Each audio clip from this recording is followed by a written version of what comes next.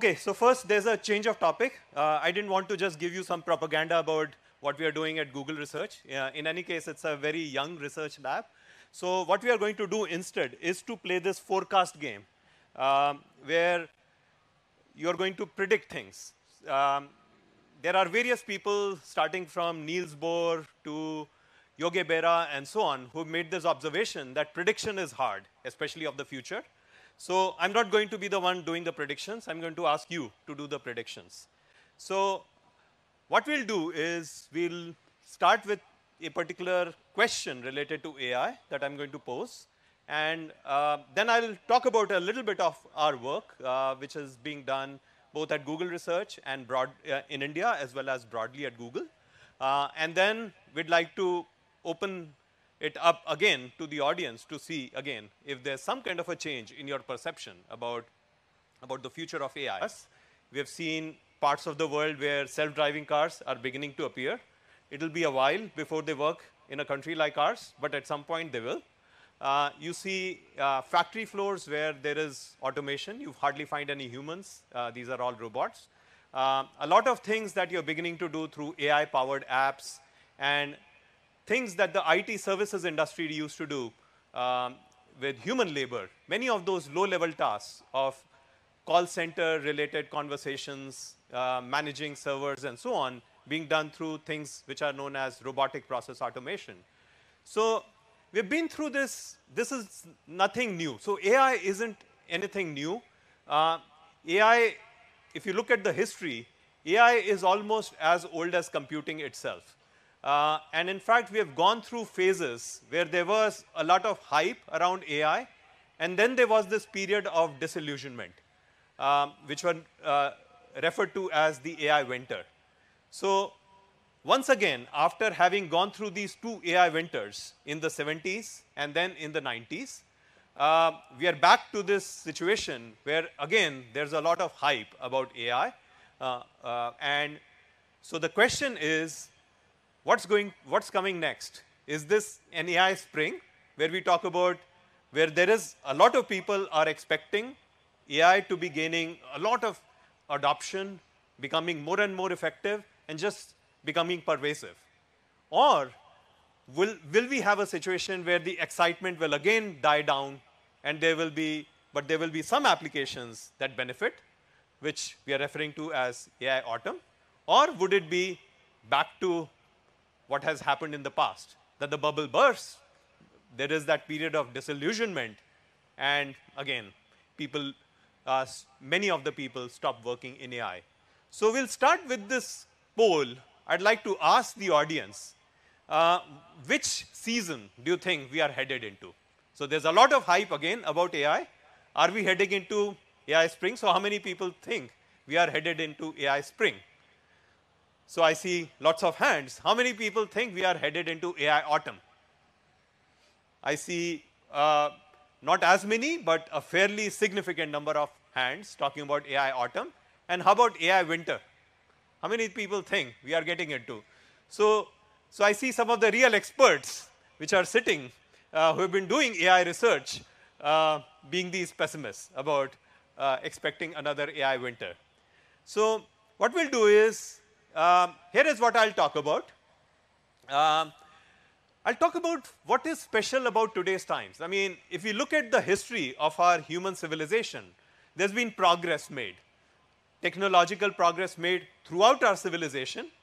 So is it just another point in the continuum, or is there something truly special about today's times?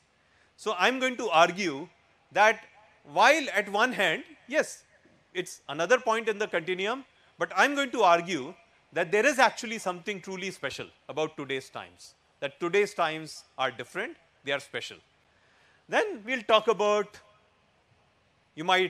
I'll talk about seeing is believing, the fourth paradigm, a stitch in time saves 9, and finally pravachan. So apologies, those who don't understand Hindi, pravachan loosely translated into pearls of wisdom. So Baba Manish is going to deliver some pravachan. And then we are going to do this poll again. So let's start with why I believe these times are special. So I try to illustrate this through this particular image. So how many of you can identify a particular story that this image is trying to illustrate? So I see many hands going up. So hopefully, certainly this was a story that we used to hear when we were growing up. And there were different versions of the story. That there's a great chess player or the inventor of chess who pleases the king, and the king points to the chessboard, and the king asks him, what reward do you want? He points to the chessboard and said, okay, give me 1 grain of rice for the first square, double the grains of rice for the next square, keep doubling, and just give me enough for the chessboard.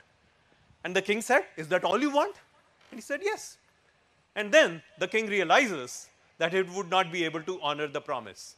He would go bankrupt. The kingdom would go bankrupt, but he would not be able to honor the promise. So at what stage did the king realize that he would not be able to honor his promise? Not when we were at those first grain of rice, the second grain of rice, and so on. The king realized that when you got to the middle of the chessboard. So I'm arguing that there's something very analogous happening with computing. And that computing phenomenon is what is driving this whole change. So I like, and what is that computing phenomenon? So I often like to ask questions about the year 1965. The year 1965 is extremely important, I say, for 2 reasons. The first reason why it is important is that I was born that year. So that is only important to me. It doesn't matter to the rest of the world whether I was born or not. But the reason it is important to the world of computing is that there was something formulated that year, postulated, called Moore's law. How many of you have heard of Moore's law? Wow, I see many hands, because often if you go to a typical science audience, they would not have heard of Moore's law. Yes, they would have all heard of Newton's laws and so on. Right? So all you know that yes, Moore basically proposed that with every new generation of these integrated circuits, you should be able to double the number of transistors, and roughly it has translated into doubling of the amount of compute power that you can pack in a chip. So what you have already enjoyed are over 50 years of this exponential increase in compute power, fueled by, again, all these technological advances as predicted by Moore's law. So in fact, this analogy with grains is very apt. I was given once a factoid in the year 2006. When I was giving all these talks, I was with IBM, and somebody at IBM shared this interesting factoid with me that this year we are going to produce more transistors than grains of rice. So think about it. In the year 2006, we were already beginning to produce more transistors as humanity than grains of rice. So I am using that factoid as the argument that in the year 2006, we reached that second half of the chessboard. We reached that point analogous to when the king realized that he would not be able to honor the promise. These computers became so powerful that things that we would have thought of as science fiction, right? In just the previous talk, there were so many things which Rajesh explained were right out of science fiction. There was Hollywood talking about what might be future, what might be possible in the future, and you see these things possible, right? Likewise, if somebody told me I could just have a camera that points to your face and I would be able to tell you your various body vitals, temperature, heart rate, respiration rate, and so on, I would have said, look, wow, this looks like science fiction. But that is possible today, fueled by this compute power. So that's what we are seeing, and that's why, although Moore's law is slowing down, the fact that we have reached these points already and we are continuing to see advances in compute power, that is what makes me believe, at least as a computer scientist, that today's times are very, very special. Because today, pretty much you can look at problems in almost any field, right? Again, there was a beautiful comment made today morning about there are nails all around us. I mean, you look around us, we are surrounded by problems, whether we realize them or not. And there are opportunities for us to apply computing to many of these problems, and we have an unprecedented opportunity to apply computing to these problems. And one of the technologies that has really made a difference is what is known as deep learning. Again, how many of you have heard of deep learning? Again, amazing to see the number of hands going up of something that seems very exotic, right? So for those who maybe didn't raise their hands, deep computing is nothing but a modern kind of a labeling of an old technology, which in fact people gave up on during that AI winter, the last AI winter. So the pioneers of deep learning who got the Turing Award, the most recent Turing Award for their pioneering contributions to computer science, they were the pioneers of artificial neural networks, which was discredited during those that AI winter. But again, I mean, they showed that through this collection of very, very simple mathematical units, which might be doing something as simple as taking that input, multiplying it with some weight, adding another number, and giving that, passing on that output to another unit. When you take collections, you organize these in layers, you provide collections, you're able to do some pretty amazing things.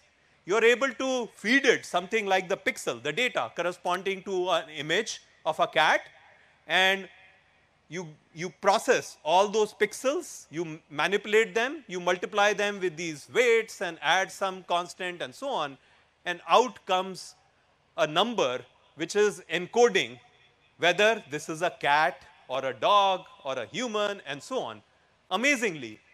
And the basic concepts are all fairly straightforward. These are based on simple calculus, right? That what you know, there's a function which is, the true function is cat. I'm trying to come up with a predicted function, and the error between my predicted value and the true value, that's called the loss function.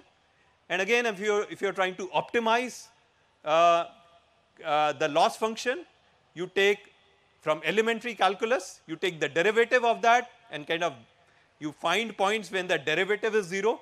And again, Geoff Hinton showed that again, an algorithm essentially derived from simple chain rule in calculus, that with this back propagation algorithm, you could come up with identifying these values of these weights, through which you are now able to come up with these neural network functions.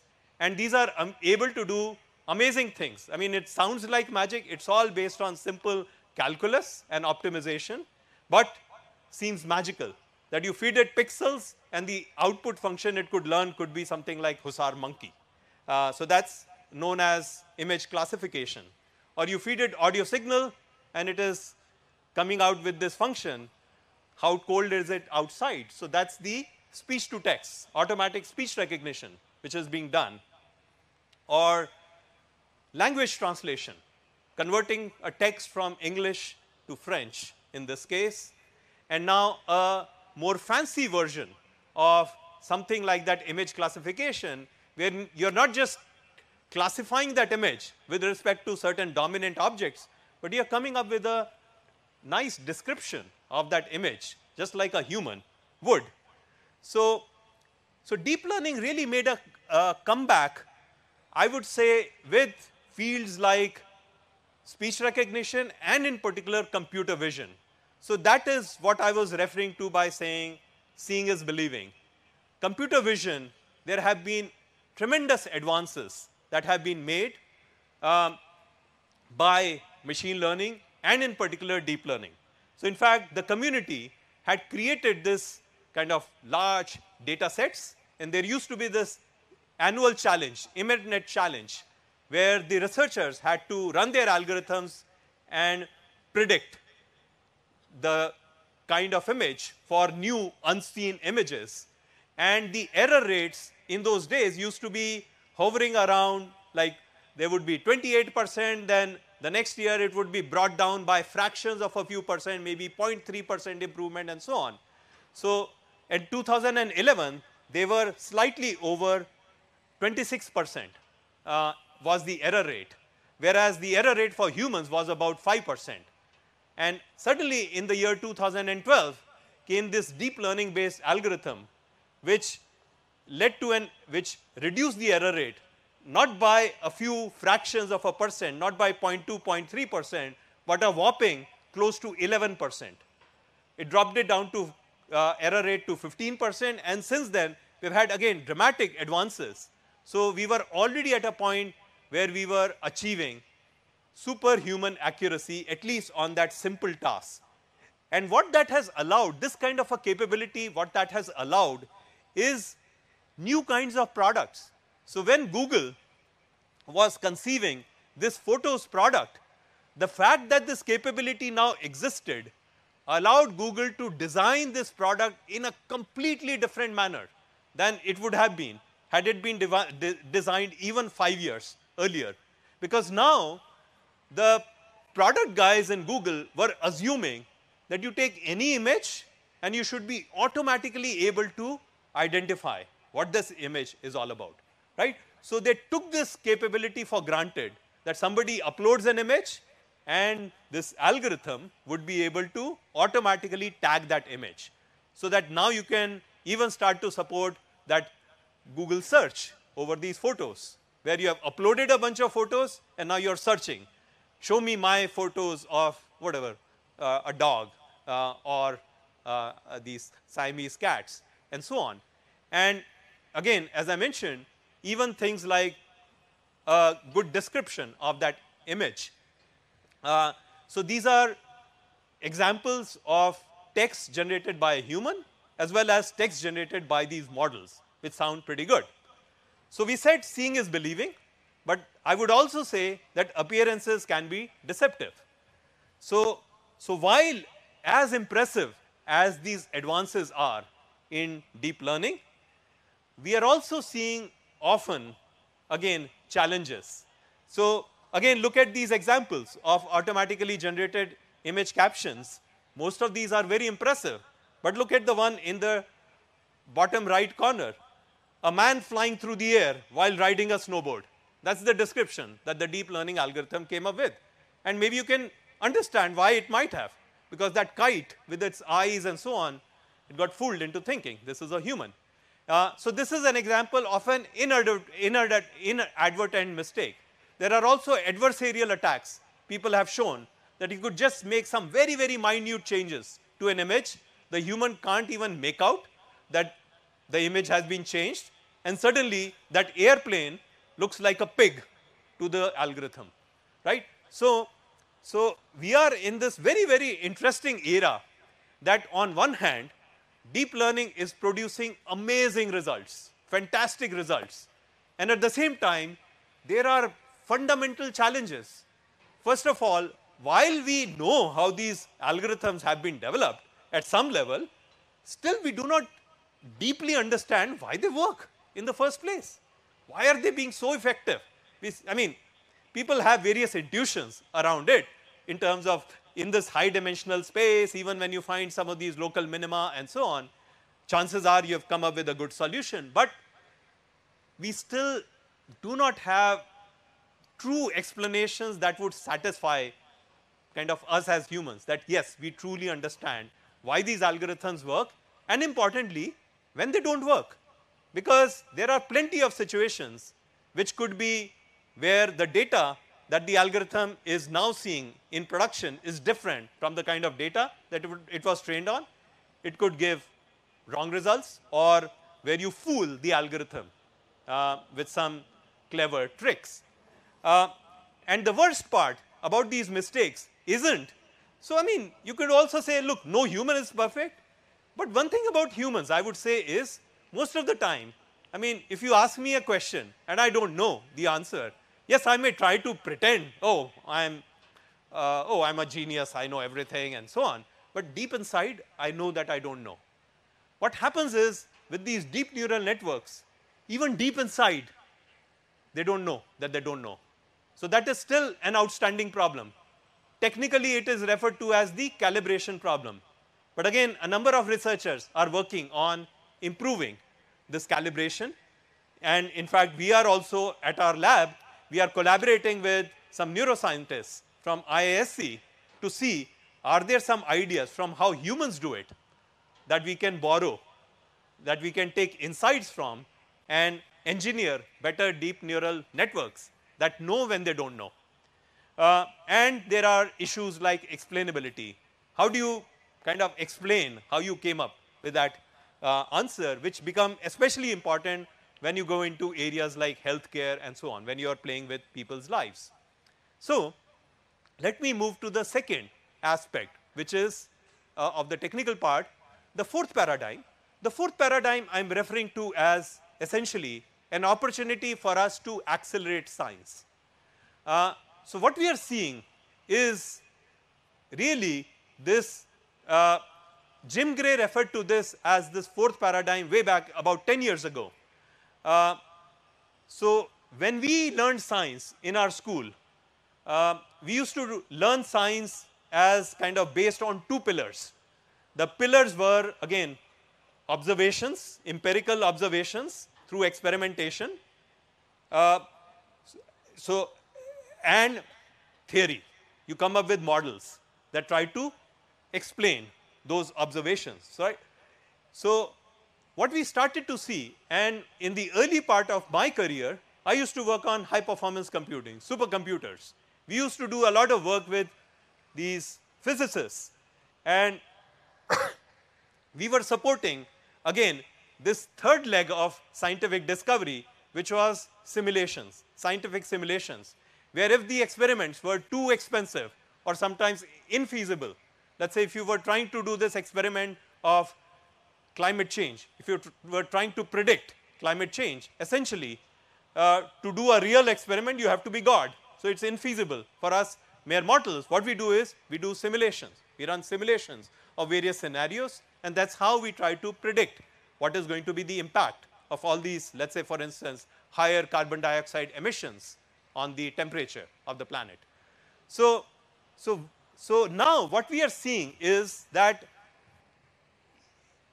in many situations, to do a realistic simulation itself based on laws of physics is often too expensive. So we are seeing techniques like machine learning, deep learning being applied to help advance scientific discovery. So I'll give some examples, and again the needs are there. I was visiting the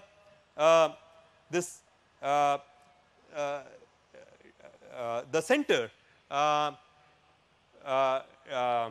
just blanking out, headed by Rajesh Gopakumar, which is this wonderful center for theoretical research, theoretical sciences. And there were applied scientists who told me that we would like to model the Indian monsoon. So Indian monsoon, which is a fairly important phenomenon because large sections of our farming community, they rely on the monsoons for irrigation. If you were to apply the global climate models as they are, and try to predict Indian monsoons, you would fail at predicting anything about the Indian monsoon. And the stuff that we learned in our schools, right, that there is, during summer, there is all this sun shining and there is water that evaporates and kind of lifts up from the Bay of Bengal and Arabian Sea and so on. That's too simplified a picture to really explain Indian monsoon in a quantified manner. So what you need are really accurate models. And again, I mean, we do have models, but the ideal model that they would like to run would be one which is truly understanding some of this phenomenon of things like evaporation and so on, right at this quantum level, molecular and submolecular level, and really simulating what is really going on, the physical phenomenon accurately. But there is something like a 10 to the power 13 gap. You need 10 to the power 13 more powerful computers to be able to do that accurately. So again, what we are finding is in cases like these, we are seeing actually techniques like machine learning and deep learning, in fact, getting applied.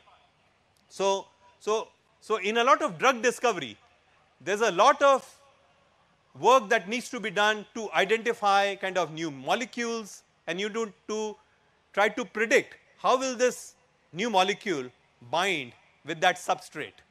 And you're essentially trying to understand it based on, predicted based on your understanding of the structure, of the protein structure. Again, to do that very, very accurately, you really need to apply essentially simulations based on Schrodinger's equations, right? So, density functional theory simulators have been developed to apply those Schrodinger's equations, but because of, despite all of those advances in computational power, today all you are able to do through those simulators are to really handle toy systems, kind of with relatively few molecules. And what the deep learning people have done. So, what do computer scientists do? Whenever we have to model anything, we often try to model things as graphs. So, the computer scientists started modeling these molecules as graphs, where atoms represent nodes and these edges represent the forces, the bonds between those atoms. And once you start to utilize graph based machine learning techniques, in particular deep learning techniques, one of the characteristics of those techniques were that they are able to, in a very natural manner, identify those kind of graph configurations which are essentially isomorphic, which are essentially identical. So, they are able to do things far more efficiently computationally than the traditional computational techniques. So, with that, they were able to achieve something like a 10 to the power 5 increase in computational efficiency, and were able to do some of these simulations roughly 300,000 times faster. So, you are beginning to see a lot of results like these, like this CASP competition on protein structure prediction being won by essentially the DeepMind team using a deep learning algorithm. Next, let me talk about some applied. So, I talked about basic science, where something like deep learning could be applied to basic science. Let us look at some applications of science, and one which is of a lot of personal interest to me is healthcare. So, what I mean by a stitch in time saves 9, I am talking about the opportunity for us to transform healthcare, which is today a broken system all over the world. So, this is a chart that shows for about 2 years ago, in the year 2018, what was the per capita spending on healthcare. And it starts with showing United States, which often prides itself on having the most advanced healthcare system, having spending over 10,000 US dollar per person on healthcare. This is not when you fall sick. This is in an average year for an average person. And there are other countries which with lower costs and in fact sometimes even better outcomes than the US, but all of them, if you look at the underlying trends in terms of the rate at which they are growing, they are all dealing with rapidly rising healthcare costs, with the exception of one country. There is only one country on this chart which does not seem to have the problem of rapidly rising average kind of healthcare spending per person, and that is Mera Bharat Mahan, India, right. And for somebody who is not familiar with India might think, oh, India is doing something great, which is why it is able to control the healthcare costs. And all of us in this Maidan know that the real answer is we just don't provide access to healthcare to much of our population. So, that is a very easy way to keep costs low. But now think about if you really wanted to provide, I mean there is a need obviously to provide healthcare to all of our population. Can we afford to take the path that countries like the US have taken in building their healthcare system? They are unable to afford their system despite being extremely wealthy. There is no way India can afford to build that kind of a system. So, that I believe is again that leapfrog opportunity, a need and a leapfrog opportunity. And the way I kind of look at this opportunity to transform healthcare is essentially twofold. One is we have to change the business model. You have to make it more consumer centric. Today it's very like provider centric. The other aspect where technology can really make a difference is to make things more proactive. And healthcare system itself is always built in this different tiers, where you have the most expensive tier is this ICU. In fact, a doctor once famously asked this question in a conference, in a healthcare conference. He said, where do you find the most expensive place to stay overnight? And what's the first thought that comes to your mind? Some fancy 5-star, 7-star hotel in resort in a fancy exotic location, Hawaii and so on. And he pointed to the ICU of a typical hospital, where you would often end up in the US spending over $10,000. So, and it's not a particularly fun place to spend that night. So the point he was making was, if you can prevent people from having to go to the ICU, not only will you reduce the expenditure on their healthcare, on treating them, but you will also have better outcomes for them. And the same argument can be just applied to every tier of the healthcare system. You can, instead of the ICU, if you can take care of them when they are in that specialty ward being treated, that will be better. If you can actually take care of them before they got to that tertiary care or secondary care at the primary healthcare center, which in a country like India wouldn't even have medical doctors available. They will only have some ASHA workers and so on who have some experience with healthcare. But if you can take care of people over there, it's better than them having to go to the hospital.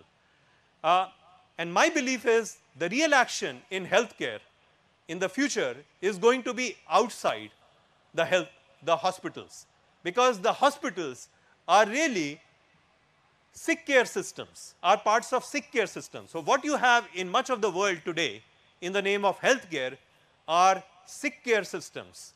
And what we need to build are true healthcare systems that rely on preventive care. So I believe the real action in the future is going to be at home, at work, when we are living our normal lives. We are going to be instrumented through a combination of things like the wearables, the mobile devices, through potentially cameras, because today it is possible for a camera to essentially observe you and give you a whole bunch of your body vitals by extracting these various signals and so on. So I'll give you one simple example, a concrete example of some work that's been done in applying, again, this philosophy of preventive care, of stitch in time, saving 9.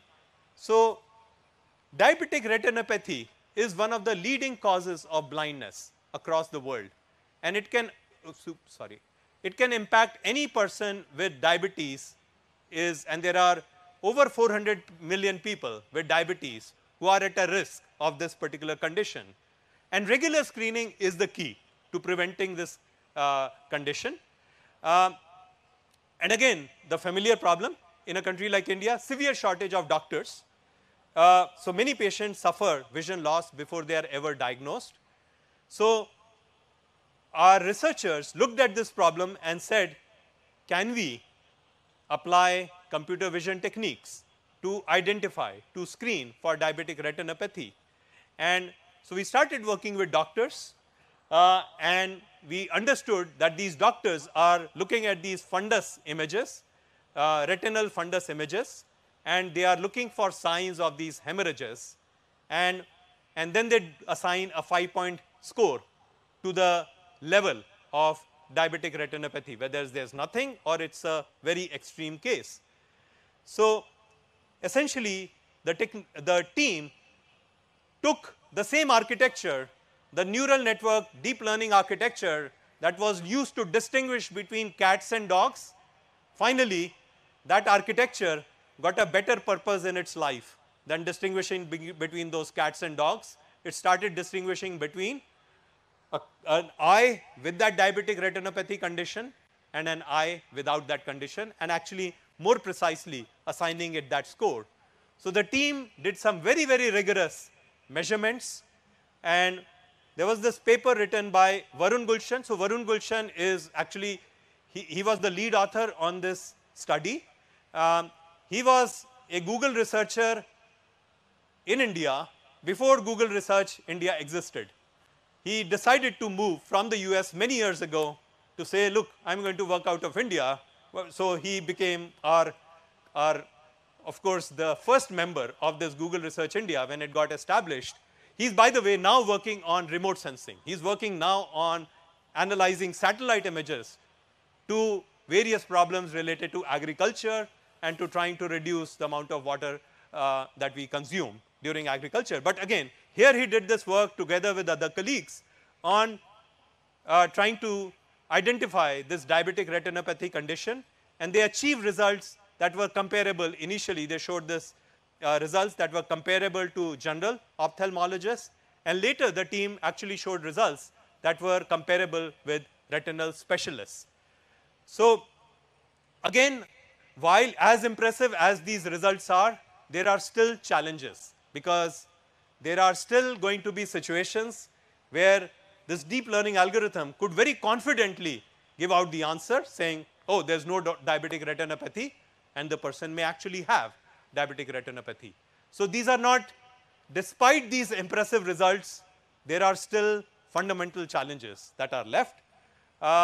And what I feel the opportunity for India is to have this leapfrog play in healthcare, which I believe is the future of healthcare, where we could be, through mobile devices in particular, together with other kinds of devices, personal devices, start to build personal health records of consumers which are owned by them. So it has to be consumer centric instead of the electronic health record all over the world. These are owned by hospitals. We would like these to be owned by the consumer as an individual, as consumer. It has to be done in a privacy preserving manner, because healthcare data is very, very sensitive. And I was talking to a cardiologist. He said, we Indians in particular, we are at a much higher risk of a heart attack and stroke than a typical person in the West. And we are likely to get them at an age about 20 years younger than a typical person with a similar lifestyle in the West. And he talked about 10 factors that can dramatically lower your risk of getting a heart attack or a stroke. And he said all of those are behavioral in nature. So if you could sense what people are doing, and if you could convince them to change their lifestyle, eat better, do more exercise, I mean, things like that, quit smoking and so on, easier said than done, you could dramatically lower their risk of heart attack. And again, I mean, it's not just heart attack. I mean, if you apply to any disease, the common thread running across almost any medical condition is that if you can catch things early, you can actually have much better outcome. So I think this is a real opportunity for us in India. This is a huge need and an opportunity for us to build these truly proactive healthcare systems. And finally, pravachan time. So what I would say is, this is where I just wanted to talk about human values and principles, because I believe that there was never a more important time in history than today when human values are more important than ever, because technology has become extremely powerful, and technology, when applied for harming humans, can now be extremely deadly. We have already seen technologies like social media, right, which can bring us together. But what we are seeing today is voices of bigotry, voices that divide us. They seem to be making much more effective use of social media than voices of reason, voices that really want us to do the right things. So AI has similar. All of the technologies, and AI in particular, I think you can again imagine a very dystopian future, a utopian future, or a dystopian future, where if the forces that are really applying AI are using it for various nefarious purposes, and there are such uses being explored, this is going to be not a very nice world to live in the future. We've already, again, there have been talks by people like Nishit on how AI can add and reinforce biases that we carry. There are concerns about privacy and so on. And I want to just emphasize that while we as technologists get very excited about all this technology, I believe in future, understanding of human behavior, paying greater attention to the humanities, the social sciences, psychology, all kinds of human study of human behavior is going to be extremely, extremely important, because it's a much easier thing to kind of identify, oh, that you need to give this recommendation to this person to exercise more. It's a much harder problem to do that in a manner that the human actually listens. So at Google, we in fact decided to enunciate these principles. So this is the set of principles that our CEO announced a few years ago. And now any projects that we undertake, there is a real review that happens, that are we working on these problems in accordance with these principles. So I'll come to the end of my talk, and I was actually expecting kind of some kind of a change, but let's again have another poll. How many people think that we are headed into AI spring? I see a bit fewer hands. How many people think we are headed into AI autumn? That seems to be almost gaining. And AI winter. Okay, there are some more hands. So I seem to have scared some people into thinking that there is an AI winter coming. So I'll share our viewpoint. I think the future is really ultimately in our hands. If we don't do the right things, we could well have something worse than AI winter. We could well have a world where we wish AI didn't exist as a technology, because it is being applied to kind of manipulate us and so on. So I think it is really up to us to apply it in the right manner, with the right values, on the right kind of problems, because we are surrounded with problems.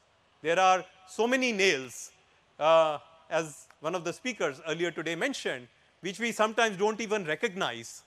And there is an opportunity. And in many cases, we don't realize, yes, there are new hammers that can be designed for those nails. So what we have seen is essentially just some early glimpse at the fascinating ways in which technologies like AI can be applied to real world problems. But I think the future potentially is extremely bright, because there are so many problems that we can't even imagine those solutions, which would be enabled through the use of technologies like AI, and I'm hoping invented by people in this audience. So I certainly look forward to that utopian future when there are folks, some of the younger folks sitting in this audience, who are going to come up with some of these wonderful innovations. So again, thank you all for your attention, and thank you for your patience despite all of the early glitches.